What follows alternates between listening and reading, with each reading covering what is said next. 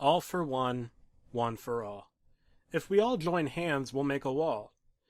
Those are the opening lyrics to All for One by the Stone Roses. It's their comeback single, and not their newest single at this point, because there's been another one released since then called Beautiful Thing. Um, but I gotta tell you, this song has inspired some really intense reactions. Some people are really happy to have the Stone Roses back, and they're perfectly fine with this song, and others, they just want to burn the house down, and not in a fun and hip hop kind of way. They just want to burn the house down. Uh, Let me tell you something. I live in the US. I don't live in the UK, therefore. I know the Stone Roses are really popular in the UK and outside of the UK. Good luck talking to your friends about them unless they happen to have a knowledge of the British pop scene and Manchester music of that era. Gotta tell you, I'm bumbling on my words here. I actually like this song. And the reason why I do is because I'm a big fan of pop structures. I'm a big fan of catchy melodies, even if they don't go too far. No, you're not going to find an amazing guitar solo in the song. No, it isn't a melody that sounds divine or inspired, unlike anything you've ever heard before. But you know what? It feels good. The message is good. It's about coming together. Now, the wall reference probably makes some people who aren't the biggest Trump supporters scream inside and go, oh boy, it's just another wall that we're going to have to pay for, you Americans, ah. But in all seriousness, I recognize by endorsing this song, I ruined my opportunity at having credibility at all with my first music review on this YouTube channel. But I gotta say, something I really like is the way Ian Brown's vocals are back to that dreamy style that I associate with some of the tunes from the self-titled album, which in my opinion is one of the greatest albums ever recorded. Something I should tell you about talking to friends about the Stone Roses. I once IM'd a good friend of mine a link to Made of Stone, and I told her this is one of my favorite songs by one of my favorite bands, and she responded by saying, why?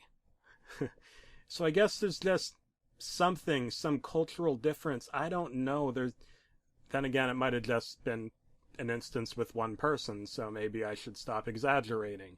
I'm saying that because I know there are going to be comments going, hey, come on, man, there are tons of Stones.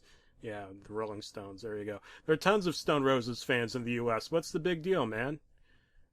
So, we have this chorus, inside of me for I to see, in harmony, all designed to be, the mystery, all eyes to see, chemistry, all one family.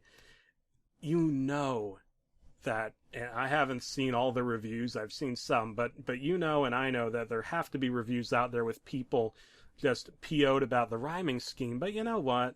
In pop songs, rhyming love with dove, and rhyming heart with a word that has nothing to do with bodily functions.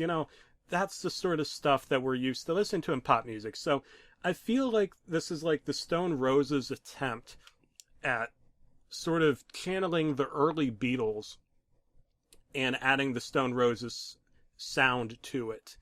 Now, I notice I said early Beatles, so, I Want to Hold Your Hand, or, gosh, there are so many. She Loves You, the list goes on and on. Am I going to name every early Beatles song? No. But I feel like they took that kind of simplicity, went, let's make a catchy song that's radio friendly, that'll get people just really excited again. Now, there were going to be tons and tons and hordes of fans who were going to be excited regardless. So I'm not going to claim, oh, the Stone Roses needed to have a extremely poppy song or no one would care. Obviously, that's not true. Their concerts are doing amazingly well. All sorts of good reviews are out there concerning their new shows. People are hyped up, etc.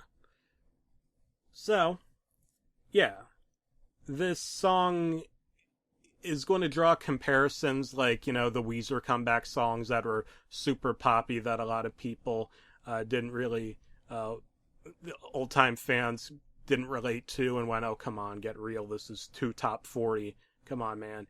Which is kind of funny given, Weezer was always a really poppy band to begin with. But yeah, their structures, the tracking and so on and so forth, the arrangements, that's the word I'm looking for, were, a lot of them were a little more complicated than what you end up getting on like the Green album or Make Believe. So yeah, I understand that. But yeah, so this Stone Roses song, it's simple, it's catchy. Yeah, if you listen to it 20 times in a row, maybe you feel like, okay, already heard this.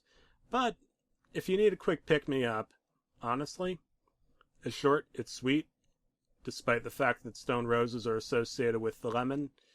And I'm not telling you it's going to break your mind because it's familiar. But you know what? I like it.